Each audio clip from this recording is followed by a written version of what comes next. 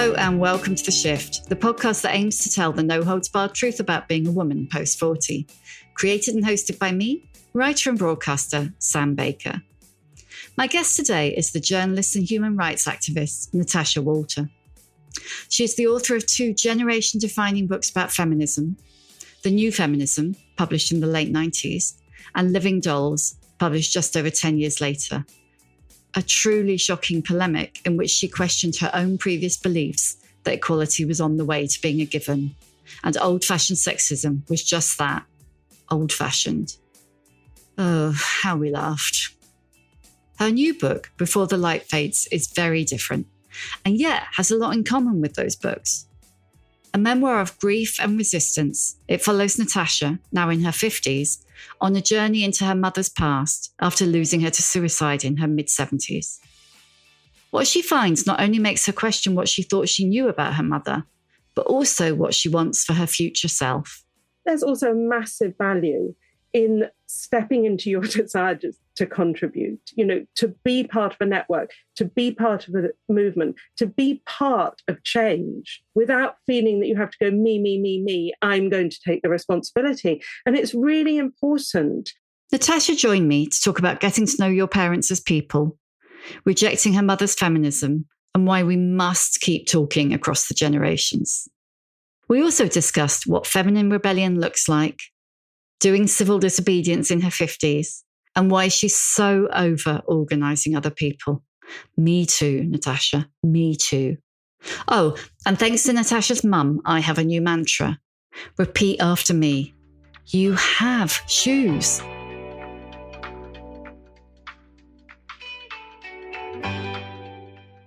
No, thank you very much for asking me to do this. I really love the premise of the podcast, that, the voices of older women and how interesting it is looking at the sort of range of people you've had on. So thank you. It's really... Oh, no, I was delighted you want to come on.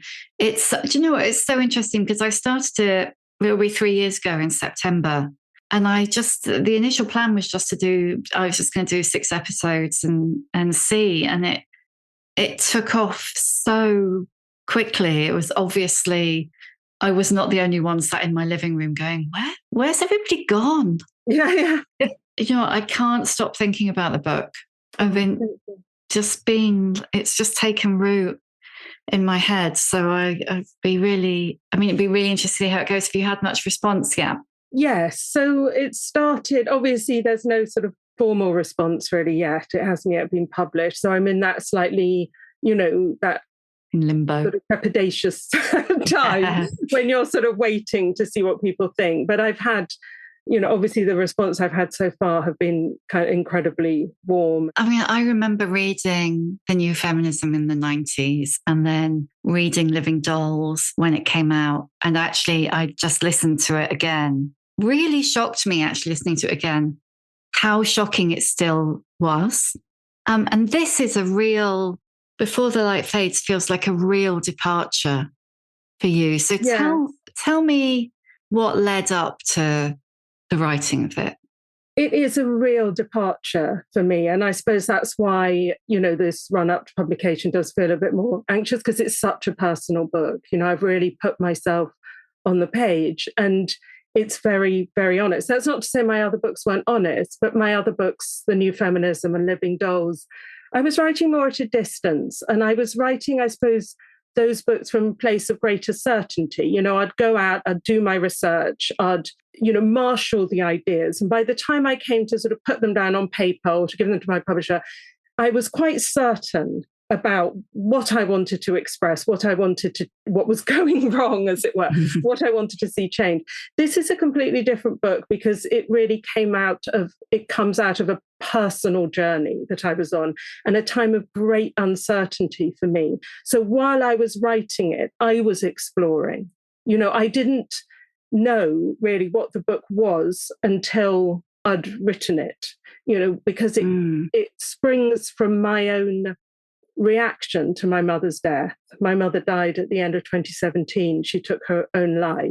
And I started to write about my reactions to her death, not necessarily thinking it was I wasn't sure it was going to be a book at that point. It was more, I'm a writer and I tend to, I was sort of exploring some of the thoughts on paper. It kind of helped me to, in my grief, to put them down, those thoughts and those feelings, as many writers find. But then it also turned into this exploration of my family history and of this political moment that I felt I was living through, and that I then found echoes in the political moments and the political activism of my mother and her father. So it's a book that goes on a journey, and I was going on a journey while I was writing it. It's one of the things that struck me right from the beginning is you talk early on about your mother's timidity and her almost fearfulness. I think if that's the right word to use. But it struck me from almost the minute you start describing her, in fact, from the fact of her death and the way she chose to approach that. There's nothing timid. She doesn't come across, to an outsider, she doesn't come across as timid at all. And it's so interesting, isn't it? The way we see our own families, the way we see our mothers and our parents versus how they look from outside. Absolutely. And that's exactly, that was this emotional journey that I was going on so much through the book, that the mother, my mother, who I'd known in the last years of her life, did seem to me often a timid, quite uncertain woman. The reason, well, there wasn't one reason, but the main reason that she took her own life was that she thought she had dementia. And that was obviously leading to fear and uncertainty completely, understandably. But she was someone who also had other sort of fears and uncertainty sometimes in the way that she was in the world. And yet, then as I sort of looked back through her life, this other woman came forward to me, which is just, in her youth, but also in midlife and also in old age in many ways, a woman of great courage, of great spirit. One reader just said to me, I was very struck by your mother's unerring sense of purpose. And I thought that, it's so interesting, isn't it? But one of the wonderful things about when people start to come back to you with their responses, when they are generous and engaged, is that you hear back from them, yes, that's right. That's what she had. And that's what I feel. She had this incredible sense of purpose, this courage. She was somebody who didn't live by other people's rules a lot of the time. She had her own moral compass, and she lived by that. I mean, when you're growing up, when you're young, your parents are very much, obviously, this is the center of your world when you're very small. And then they're what you try and sort of diverge from. Do you know what I mean? As you get older. So I think I sort of took that for granted about my parents a lot of the time, if you know what I mean. That sort of moral courage, they're sort of intransigence often. And so writing that book and thinking about that again and what that intransigence stemmed from for her and for my father, I found it very inspiring. And so I realized as I was writing the book that was the story that I was telling, that I am telling in the book. It is a story, like you say, it is a story of courage, my mother's courage, and also courage, I think, of many people in her generation and many people in her father's generation, of standing up for what they believed to be right, even in the knowledge that they might never win. And I think it's that is very important for me to hold on to. Interesting, then, you just said, even in the knowledge that they might never win.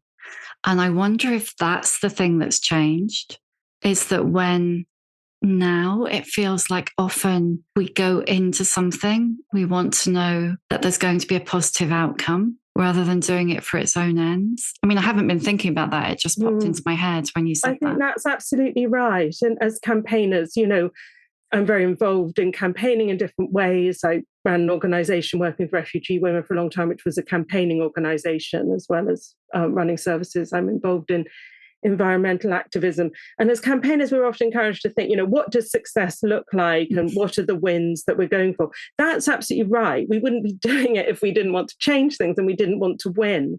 But I think there's also that strength that comes in just having faith that you do the right thing, even if you're not sure. if you're ever going to win. It's still, you do the thing that's right at that moment.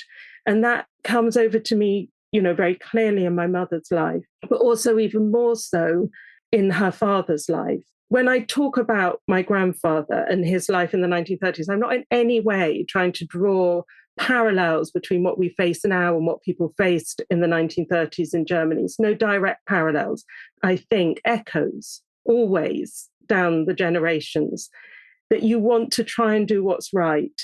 And even if you fail, it was important that you did try. So my grandfather was involved in anti-Nazi resistance in the 1930s. He was imprisoned and tortured and then became a refugee, sort of on the run through Europe for a few years before he got to Britain. And he failed in the political sense, but he succeeded in other ways. And I think those sort of, just thinking about the courage of that generation is still, is very important. How do you think your mother was affected by being the child of refugees? Because even though your grandfather, we now know, was incredibly brave and activist and fought for what he believed in, that wasn't the way she was brought up, really, was it?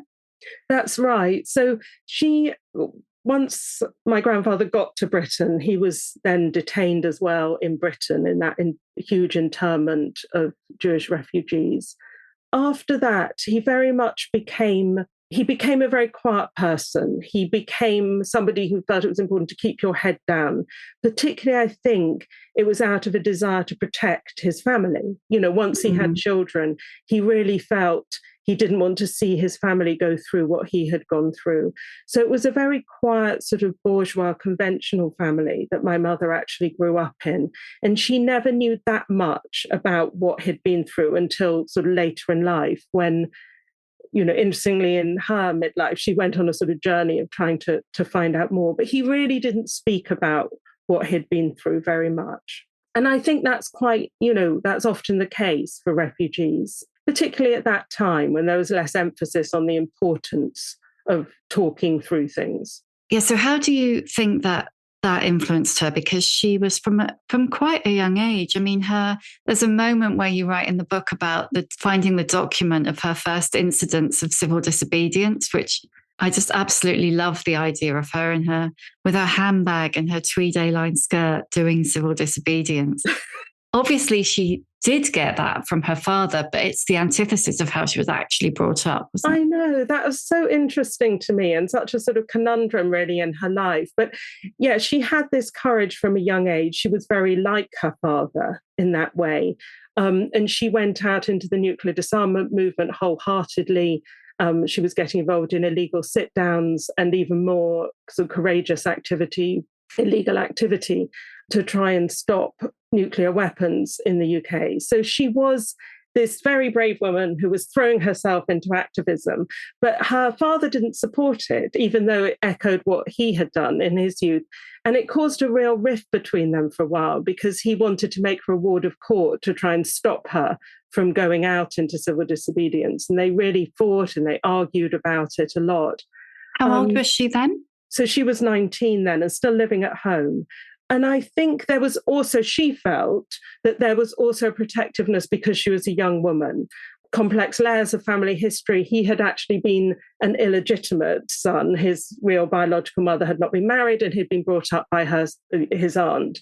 And she felt there was also that protectiveness when she looked back, in later life, that he was worried that she would become sexually active and blah, blah, blah, and drawn into this whole sort of maelstrom of alternative life that was burgeoning in the 1960s. So, yeah, it was this very protective family, but she really wanted to live her own life. So she went out, got arrested, spent the night in police stations, came home the next day, refused to listen to her father saying you're not allowed to do that, and really put a lot into being an activist in the nuclear disarmament movement. And there she met my father, Natasha Walter, who was also a campaigner. For him, it was an intellectual, he was journey as well as, I think she was very sort of emotionally engaged as a young woman in activism. he was sort of Oxford graduate, called himself an anarchist, wrote a lot of articles and pamphlets in the nuclear disarmament movement. And so that he was different from her in a lot of ways, but they really shared this. They shared this courageous, strong political spirit. They shared this belief that, by taking part in this kind of campaigning, you could make a better world. You could be part of making a better world. And that's what you should be doing. There was this moral imperative that they felt, that there's injustice in the world, there's violence, we need to go out and make a difference. So what was it like for you growing up activist parents? Well, I had such a happy childhood. They were wonderful parents. And as well, that I want to say about my mother, she didn't have that loving a childhood herself. Her own mother, being a very young refugee woman, her parents, my mother's grandparents, had been killed in Treblinka in the Holocaust. So she was carrying a lot of trauma, my grandmother. And Ruth, my mother, didn't feel that love, didn't feel that safe as a small child. When she came to have children of her own, she really created a loving and joyful family life. She really was the most engaged and spirited, loving mother. And my father too, it was a really, really happy time. I always felt protected. I always felt safe. And I feel that, yes, we went out to Aldermaston marches, blah, blah, blah, always, through my childhood. There was this assumption that you'd sort of, it was good to get involved in stuff, to show up, to be there. I thought, that was just part of something I did. And then, of course, as a teenager, I thought it was really boring. And as a young woman in my 20s, and I wanted to live a different life. And I went and worked at sort of women's magazines. And, I didn't want to be clumping around on demonstrations, holding my placards for a long while. And I felt, you've tried that and it hasn't really worked. And then later on in my life, I've come back to being much more engaged in that kind of activism and campaigning. And I see the value of it so much more. Yeah, I want to ask you about that in a moment, but I want to ask you a little bit more about your mum and how she influenced your feminism, if you like. One of the things I keep thinking as you're talking, as I was reading the book, is that you set her up at the beginning as this, and I've said this already, but as this timid, fearful woman who's a bit panicky about traveling and is terrified of getting dementia, as I think many of us are, but she had her father had it.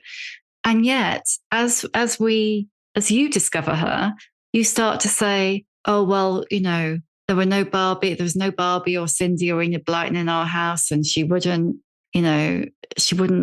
dress like a mum. Yeah. So all the time you're building this picture of this kind of like rebel, but not seeing her that way yourself, which is so interesting. It's so funny, isn't it? Though, of course, I did see that she was rebellious, but I kind of resented it at times. I tell the story about how, I went to a very conventional girls' school for my secondary school. And I used to, blush when she came in to parents' evenings. She'd be wearing her sort of jeans and anorak and her skull sandals. I mean, she looked great, looking back. But of course, I wanted a mum like the other mums who were wearing their sort of nice floral dress or their sort of, little skirt suit or whatever, and their pumps. I didn't really want that. And so, I think my relationship, my feelings about her changed. And like I say in the book, it's a journey that I went on after her death. And it's conversations. I did have some of these conversations with her.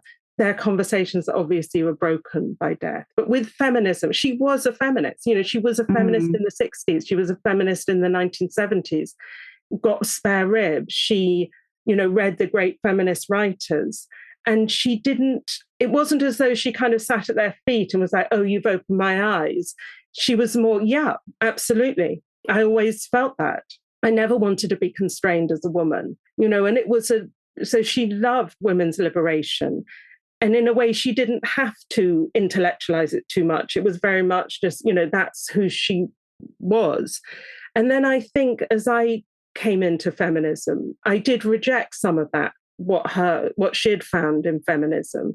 So, her rejection of that conventional feminine, I felt, why can't we do that? Why can't we have those choices? You know, I bought into that idea of that sort of 90s choice feminism. We can kind of have all of that. And that's the sort of feminism that I explore in the new feminism, that very sort of optimistic, you know, quite breezy, you know, we just have to put in place the kind of conditions for equality. We need more, you know, stronger equal pay regulations. We're going to smash this, you know, we're smashing all the glass ceilings. Things are going great. And then a few years after that, I realized that things weren't really that straightforward. And that sexism is much, much, much, much harder to crack than that. And that's when I started exploring the ideas that led to Living Dolls. And I'm just so glad that I had those conversations with my mum and we talked more about sexism, more about feminism, honestly, together. And she was a really important reader for me of Living Dolls. We talked about that a lot and how things had changed since the 1960s, you know. But you write early on in the book about Me Too and kind of the rise of Trump and that kind of women's march that happened very soon after Trump's inauguration. And that kind of moment of people rising up, women rising up. I mean, there was a lot of criticism around it being very white and too happy and cheerful and not angry enough. And yet here we are kind of, is it 6-7 years later? I can't even, and it feels way closer to Living Dolls, doesn't it? It feels like it's gone back so many more steps than it went forward. This is the reality of feminism, isn't it? That we take steps forward and we're pushed back again. That always there's progress and there's backlash. And that seems to be this continual reality that we have to fight. But definitely, you know, I've been looking back at Living Dolls just now because it's been reissued for Virago's 50th anniversary.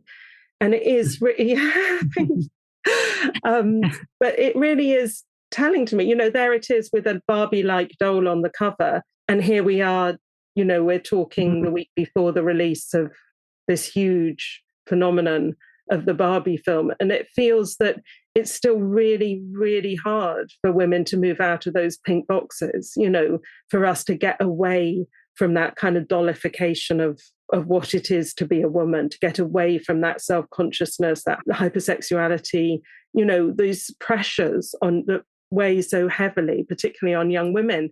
So now, you know, thinking about that, I just think, you know, the courage that it took for my mum in the early mid-60s to look at that kind of those feminine conventions and go, yeah, actually, but no, you know, I want to live my life on my terms. So yeah, she was one of those women who sort of took off the bra, who didn't shave her legs, you know, and she found that a very sort of natural step. Why not? And why aren't other women going to be doing this? And I think she was a bit shocked, you know, when I grew up, you know, when I was a teenager and was like, actually, you know, I really like reading Vogue. And then I went to work at Vogue and it was very much like, I think she found that quite challenging. But as I say, I think we, you know, had good conversations about it. And I think that's really important to me to remember as well now, because there's a lot of division of, you know, between the generations in feminism. And this isn't the only generation. Obviously, that's how it keeps happening. You know, when I published The New Feminism, it was very much set up as a bit of a, you know, a lot of newspapers set it up as a kind of fight between the younger generation, you know, and the older. And it was really, I found really, really uncomfortable. And now, of course, I'm the older feminist. Yeah. So you and how see, does that feel, do you think, now? Because you are exactly in that position, aren't you, of younger women saying what we think is crap or wrong, or that we didn't really achieve anything. How does that feel for you, for someone who's been at the vanguard of it for so long? Well, that's not all I get from young women, to be fair. I mean, I've been having some really lovely conversations since Living Dolls came out. I quite often meet younger women who, because I was already not that young when I published Living Dolls, you know, but it's a book that younger women read, it seems to me. A lot of young women read it. And so I have had really great conversations. So I think there's a lot of good conversations that are to be had. And also, I think that some of the criticism that younger women have of older women is not entirely unjustified, in that we work fucking hard, to do a lot, but we have not got, there's a lot of stuff that we got wrong or that we missed out. And I think, point it out, let's have those conversations, not in a spirit of doing each other down, but I want to hear those. I want to have those conversations. I want to get into those arguments, real arguments, not those sort of toxic social media, ridiculous spats that lead nowhere, but real conversations and real arguments. And, one of the real shortcomings of Living Dolls, this, you may feel this is a bit of a tangent, what we're talking about, is it is a book about white women. And some of the really interesting conversations that I've had, obviously in the years since it's published, are with women who aren't white, who are saying, either saying it's, it's shocking to me how I still feel seen in that book, even though I'm not the women that you're right, or the stereotypes that you're writing about, or women that say, I don't feel seen. And why didn't you, why haven't you had those conversations? And why aren't you telling other stories? So I think these are just such important conversations, and I want to have them. I'm somebody, I don't shy away from different, I like getting into these conversations, but I want them to happen in the right way. And one of the things that really struck me as well, delving into my parents' lives and what it was like being a campaigner in the 1960s, and this is something I feel quite passionately, is they worked in a very special and important way because they worked face to face, and because they didn't have the mediation of these huge social media platforms owned by distant corporations that are basically using us for their profit. And what gives them the profit is the anger, is that destructive anger. But they didn't have that. I'm not saying they didn't have arguments. Of course they had arguments, bitter arguments. My father was a master of lifelong feuds, so absolutely they had arguments. But they also, through having those arguments face to face, built these respect and solidarity in real time, in rooms with real people. And I just think we need to value that. I'm not saying that doesn't happen anymore. Of course it does. But I think we just have to realize how corrosive some of the ways that campaigning is carried on at the moment can be. Well, I think that's the thing. It's very much easier to throw bile at people that you've never met and never will meet. Yeah. Though, like I say, my dad was absolutely brilliant at, the things he said to people's faces. Yeah. You'd be nervous about saying on Twitter. Yeah. But he was very sort of courageous in that way.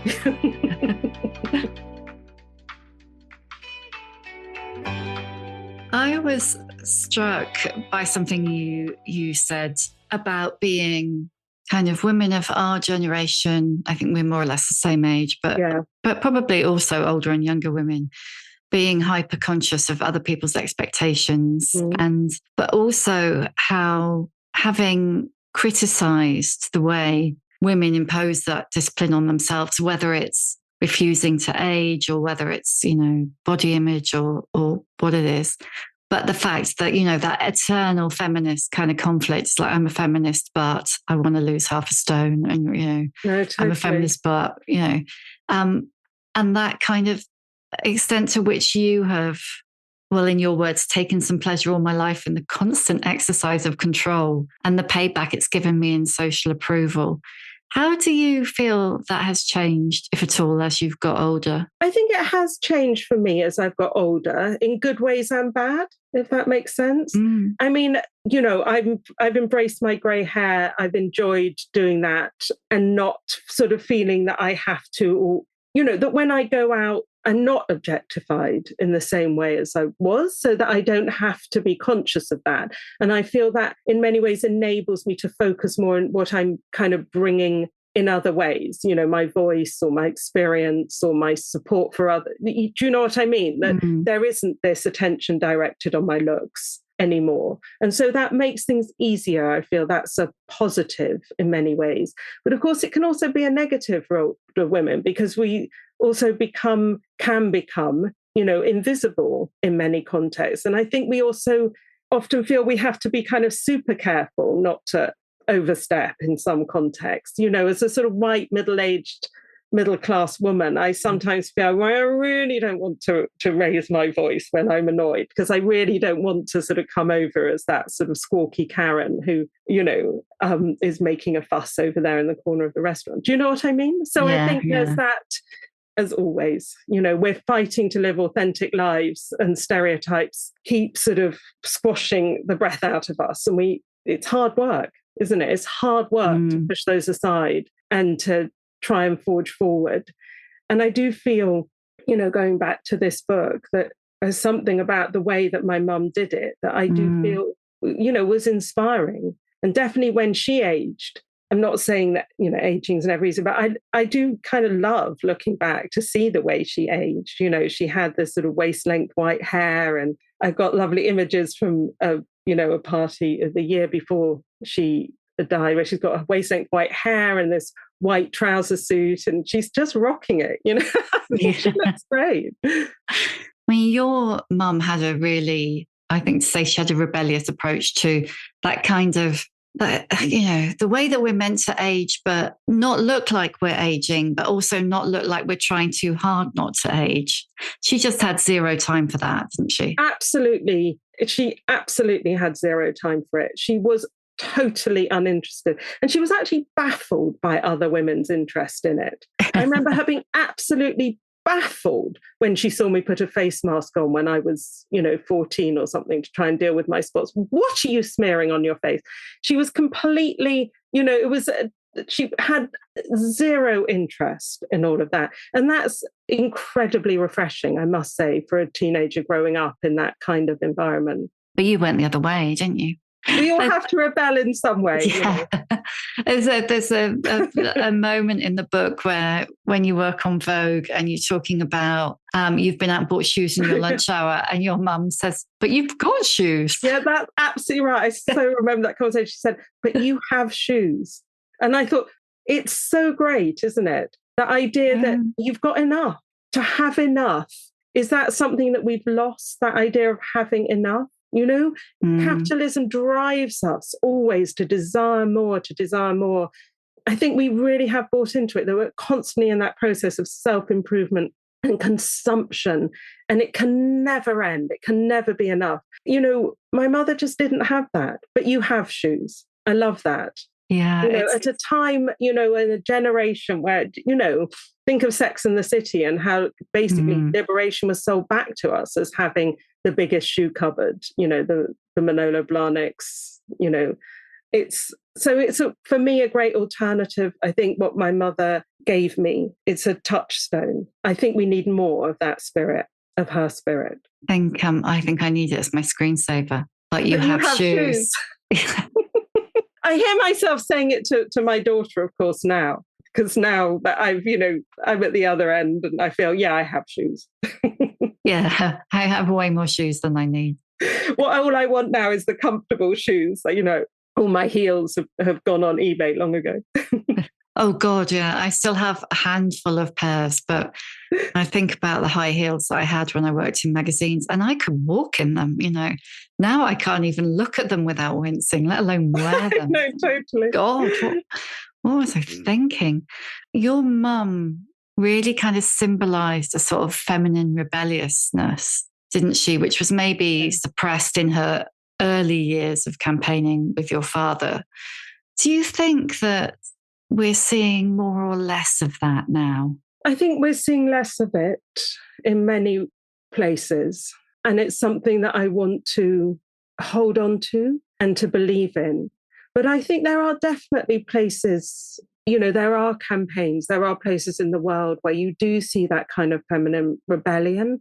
And I do feel that, in recent years, I feel that in the environmental movement, you do see women taking important roles as spokespeople, as campaigners, young women and older women, young women like Greta Thunberg, but all the way through to more experienced campaigners as well across the world. So I wouldn't say it's gone, but I definitely wrote the book from a moment when I felt I couldn't find it, that it was missing to me. My mother took her life, as I say, at the end of 2017, and it felt as though it really coincided with a time when people were feeling they needed, for some reason, this masculine nationalist spirit again in politics. It was the rise of Trump, of Boris Johnson, but across the world, Modi, Erdogan, you just saw so many of these macho leaders that seemed that people, population seemed to be putting faith in as if that kind of rigid masculine quasi strength is going to be the answer to our problems. It's not, and I do think we need to return to that, what I see as a feminine spirit and a spirit of rebellion and resistance. Do you think, in terms of your own activism, because I really want to talk about your middle-aged civil disobedience, I feel like I should join you. Do you think to a certain extent, have you taken up, is there an element of taking up your mother's life in civil disobedience in your mid-50s? Yeah, I think maybe you could say that, although I'm not sure that I felt that consciously when I started getting more involved in civil disobedience. So, I have been involved in campaigning throughout my particularly my 40s and 50s, particularly for the rights of refugees. But the surge of activism in Extinction Rebellion, I felt it was something that I really did want to get involved in. I felt that there was something so valuable at this time for people saying, no, we're not going to have this. Things really, really have to change. The world, if we stay as we are, the world is moving to catastrophe and we've not got much time. So we need to push back right now, come out into the streets, right now, join us in resistance, right now, try and get the government to change, try and get people to change. So I felt that was really valuable and I wanted to join in. It was strange to me then that I felt at times as though I was taking the spirit of my parents with me, a sort of very personal and inward way. But that wasn't the reason why I joined. I joined that movement for political reasons. But certainly I felt that very deep personal connection with what my parents had done. I feel pretty sure that if they were still alive, they would have been there with me. But I can't, obviously, I can't be absolutely sure, but I feel pretty sure that that would have been the case. And so I joined in the end of 2019, autumn of 2019. I was active in Extinction Rebellion and I was arrested after helping to sort of block the roads. I don't know if you remember that, Rain, but it was there was this wonderful, very joyful spirit, particularly, it was throughout London, but particularly it sort of coalesced around Trafalgar Square. And we blocked the routes into Trafalgar Square. And that was then held as a place of discussion, debate, people sharing food, sharing ideas, thinking about how to take forward the environmental movement. And I was one of the people that help with the initial sort of blocking of those roads. So I was held then overnight in the police station. And then a couple of days later, I came back into the square immediately the following day. And then a few days later, I joined this group, Writers Rebel, and I read something that my father had written in the 1960s about when he was involved in the nuclear disarmament movement. And I was so struck, Sam, by how it just felt as though it had been written for this moment. With some changes. He did use man. Yeah, of course he did. Stand-in for humans. But, it did feel very strongly to me on a personal basis, as though I was kind of walking on a bridge that they'd built, or as though they'd laid some sort of ground for me to move forward. That might sound very sort of solipsistic. I don't know. But I feel that also is true, it's not just about me and my parents, but also just if we think about these movements, we do work on ground that other people have prepared for us. As feminists, we stand on the shoulders of feminists that have gone before. If we're working in other movements that are trying, to move forward, say, the environmental agenda, or who are trying to think of how to move beyond capitalism or move beyond growth economics. It's really important, I think, not to lose sight of our history, and that people have worked hard and put their lives on the line and put their energies and their intellect into these movements before. I think we're stronger if we hold on to our histories. Interested that when at one of the Extinction Rebellion meetings, they asked who was prepared to be arrested, that it was only you and another middle-aged woman who were. I mean, you explain why that is in the book, but why do you think that was? Yes, well, I think it was in that particular meeting. So there was a group of us, it was a local, what's called an affinity group, where you meet and sort of, you build the bonds. I was talking about how important I feel this is to meet face to face and build solidarity networks. So it's this great opportunity to talk about, what everyone's appetite is for risk and what they feel they bring to the group. And it was a range of people in that group that day in that garden, including young people, students, or, younger workers, workers in childcare, workers in university research, and including a couple of people who are a bit older, people in their 50s. I think we were probably the oldest in our 50s, but of course, there are people active in Extinction Rebellion up to their 90s. So, and yes, it was striking to me that it was me and this other woman of a similar age to me who were the ones prepared to be arrested. And, the reasons for the other people not wanting to get arrested were absolutely right. They were so right. Some of them were migrants, so they didn't yet have settled status, or they were on temporary visas. So it would have been really dangerous for them to be arrested, as we've seen. Others were working in where their employers were, local authorities or schools, or, they were in childcare settings or whatever, where any conviction could be really problematic for their employment. And others were students who literally didn't know what they were going to do next, and really didn't want to have that hanging over them. And I think that's completely right. So it was telling to me that there is this strength sometimes in being older. Not for, many older people are also in tentative, unsettled, or, in those more vulnerable positions, obviously. But for some of us, we have a privilege that comes with age. I thought it was great that I was able to use that in that way. And I think if you look at the profile of people who are arrested for Extinction Rebellion, I think it does skew young and old. It skews young, as in people who feel that kind of wonderful, the invulnerability of youth, which I describe in my parents' lives in this memoir, that, they can kind of go out and take risks because they have this sort of beautiful courage and optimism of the youth. And then a lot of people being arrested for Extinction Rebellion are older people who are like, it's okay, I can manage the risks that come with this. I can think through the risks, and they're risks that I can manage. And I'm okay, say, if I can't get a visa to go to the United States. Do you know what I mean? I've done that. I've done the travel. I don't need to do that anymore. So you can kind of work it out and manage it. So I think that's lovely. And one thing that I have found in Extinction Rebellion is that there's a lovely coming together across the generations, that you don't feel kind of weird for being old.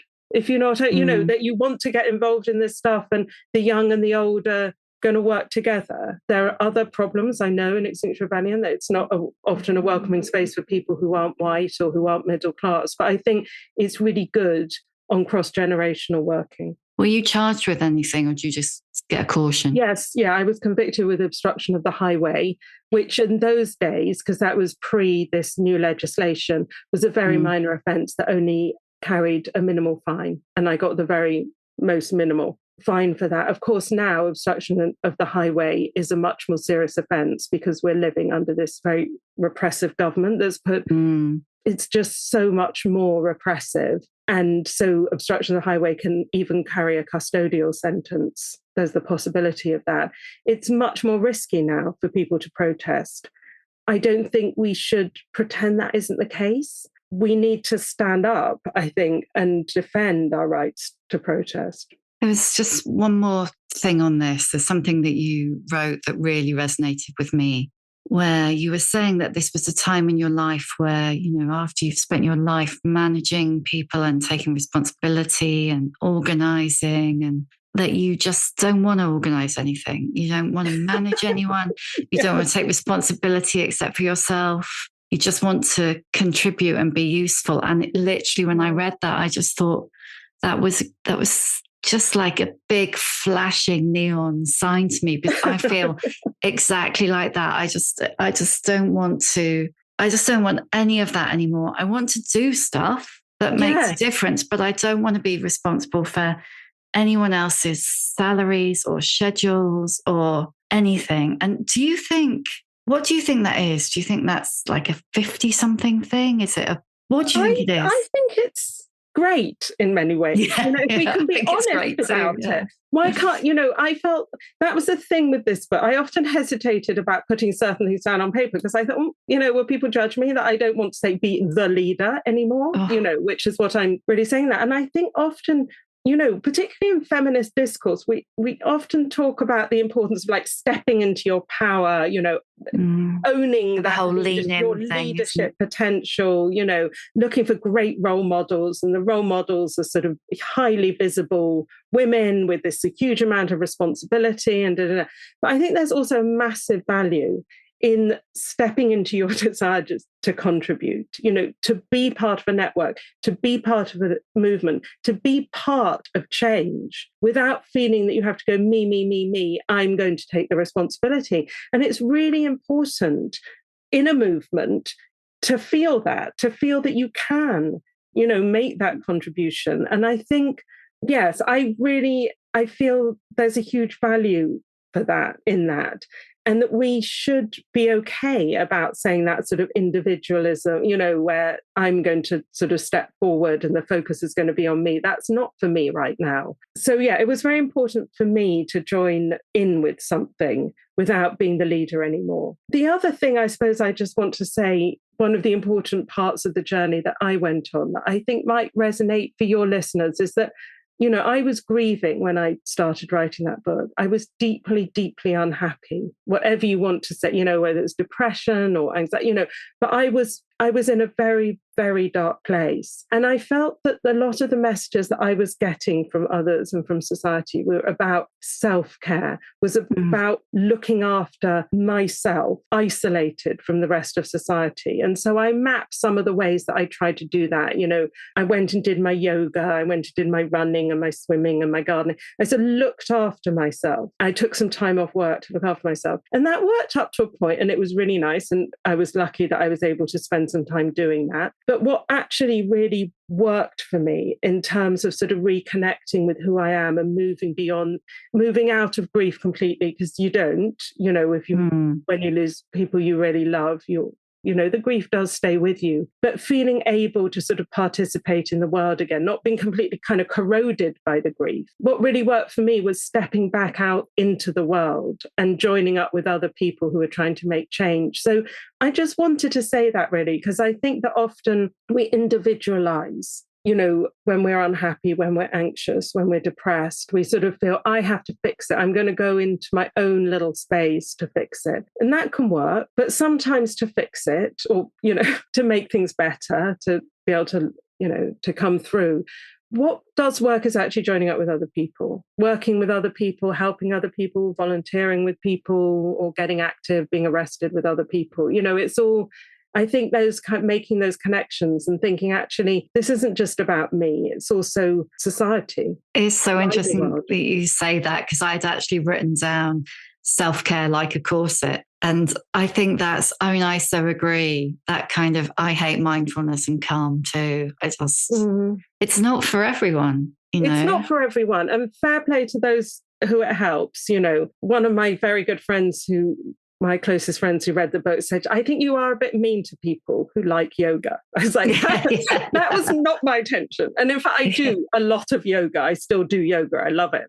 But that's not all, and I think in order to live a sort of decent, happy life and to get past these dark times, think about those wider changes that you want to be part of. That's really good. Right. I'm going to ask you the questions that I always ask now. What's your emotional age?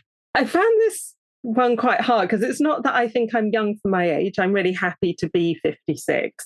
But in some ways, I feel emotionally I haven't changed as much as some people my age, that I'm still somebody who really gets really fired up. I have huge enthusiasms. I have huge amounts of sort of passion and anger. And I feel that often my kids who are 14 and 22 are the ones that are like, yeah, calm down, mum, actually. Yeah, not, So I think my emotional age is possibly quite young. maybe even a bit teenage at times, but is that so bad? No, not at all. Okay, give us a book recommendation. So it can just be something great you read lately, or it can be something you've cherished your whole life. So this is a new discovery for me, but not at all a new book. So you may be like, yeah, read that 100 years ago, not so much, but it's Natalia Ginsburg. Have you read? Yeah. Because I only discovered her recently too. I only discovered her recently. And I'm just thinking, where was she all my life? I mean, I'm obsessed out with of print. I know. And anyway, this book of essays, The Little Virtues, I'm just beginning to press on everybody. It just speaks to me so much. And she has in it this amazing piece of advice about what you should teach your children. And she says, you should teach them not caution, but courage and a contempt for danger, not shrewdness, but frankness and a love of truth, not tact, but love for one's neighbor and self-denial, not a desire for success, but a desire to be and to know. And it just sent shivers down my spine. But also there's bits of memoir in that book of essay, and it's just wonderful, so readable. And also her novels are extraordinary. And I just feel, she was someone I had sort of in the back, that I sort of knew vaguely who she was, but I never really read her properly until just recently. So yeah, I didn't know about the essays. Recommend. So I'm going to check out the essays. So I've read, is it The Dry Heart? Yeah, which was absolutely brilliant. All right, what advice would you give younger women? Well, I do, because I do have a daughter who's 22. I quite often find myself in the position of being asked for advice. And I try and give advice more along the lines of the advice I just read out by Natalia Ginsburg, which is, follow just your good heart, advice. Just get on with it, feel the fear and do it anyway. People who don't make mistakes don't make anything, that kind of thing. Because I do feel that young people, it's anxious times, and I feel there's a lot of self-consciousness and anxiety among young people, a fear of getting things wrong because the internet never forgets. And there's this sort of fear of sort of being seen to do the wrong thing and that not being able to go away. So that tends to be where my, if I do advise, where my advice tends to go, which is try and, feel the fear and keep going. But on a more sort of macro level, I try not to advise the younger generation because I don't know that we got it all that right, the older generation, given the world that we're bequeathing to them. In a way, my advice would be don't do what we did. Try and find ways. Yeah, it would be don't listen to me.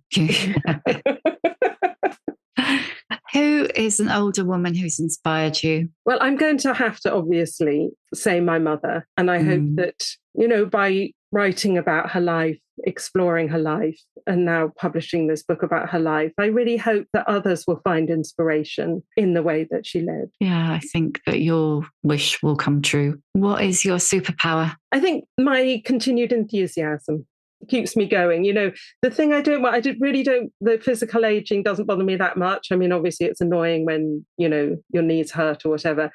What bugs me about the idea of aging is sort of stopping, when you meet people that used to be sort of full of that fiery zeal and they're sort of not anymore, they're stuck and they're sort of sarky about people who are still going out there and being passionate. So I still have that enthusiasm and I want to keep hold of that. I want that to be my superpower. That is so true. It's like you can't stop being curious. Yes.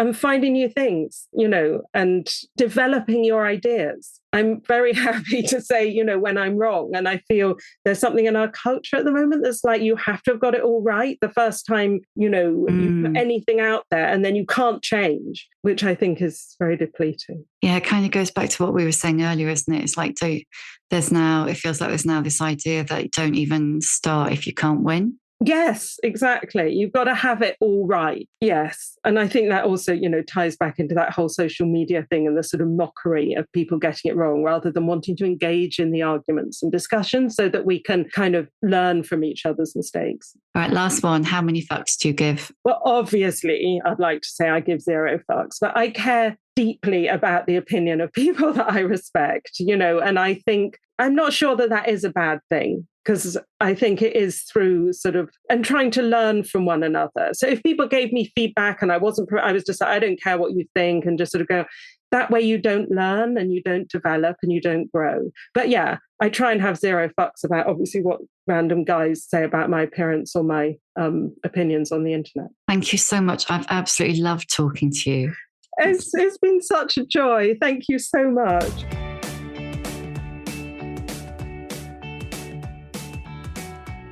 Thank you for listening.